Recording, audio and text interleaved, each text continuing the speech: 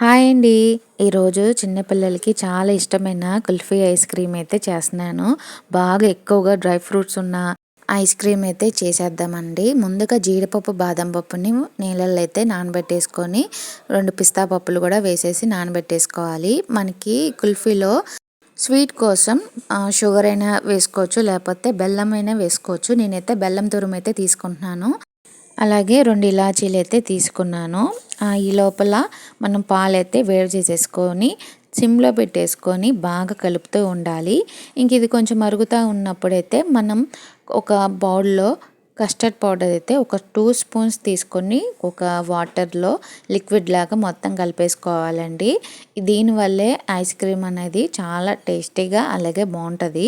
ఇది కొంచెం బాగా కలుపుకున్న తర్వాత పాలు మరుగుతాయి కదా, ఈ లోపల దీంట్లో మనం ముందుగానే నానబెట్టుకున్న జీడిపప్పు, బాదం పప్పు అలాగే పిస్తా పప్పుని పేస్ట్ లాగా చేసేసుకొని పక్కన పెట్టేసేయండి. ఈ లోపల పాలు అయితే మరుగుతున్నాయి కదా, దీంట్లో మనం ముందుగానే కలిపి ఉంచుకున్న కస్టర్డ్ పౌడర్ని కూడా వేసేసుకొని ఇంకా కొంచెం బెల్లం పొడి కూడా వేసేసుకొని బాగా కలుపుతూ ఉండండి. కింద పాల డేషాకి అడుగంటకుండా ఉండలనేది రాకుండా నేను చూపించినట్టు ఇలా కలుపుతూ ఉండండి. దీంట్లో కొంచెం సాల్ట్ అయితే వేస్తున్నాను టేస్ట్ కోసం, చాలా బాగుంటుందండి. ఇంకా తర్వాత జీడిపప్పు పేస్ట్ ఉంది కదండి, అది కూడా దీంట్లో వేసేసుకొని బాగా కలిపేసుకొని చల్లారైన తర్వాత మనం దీంట్లో కొంచెం జీడిపప్పు, బాదం పప్పు ఈ చిన్నగా పీసెస్గా ఇలా చూపించినట్టు ముక్కలుగా చేసేసుకొని ఆ లిక్విడ్లో వేసేసుకొని మొత్తం కలిపేసుకోవాలండి. తర్వాత కుల్ఫీ అనేది దేంట్లో అయితే చేస్తున్నామో ఆ ఐస్ బాక్సుల్లో కూడా ఈ పొడి అయితే వేసేసుకొని బాగా కలపండి. ఇంకా ఆ తర్వాత ఒక గ్లాస్ ద్వారా ఇదిగోండి నేను చూపించినట్టుగా ఒక్కొక్క కుల్ఫీ బాక్స్లో అయితే నింపేయండి.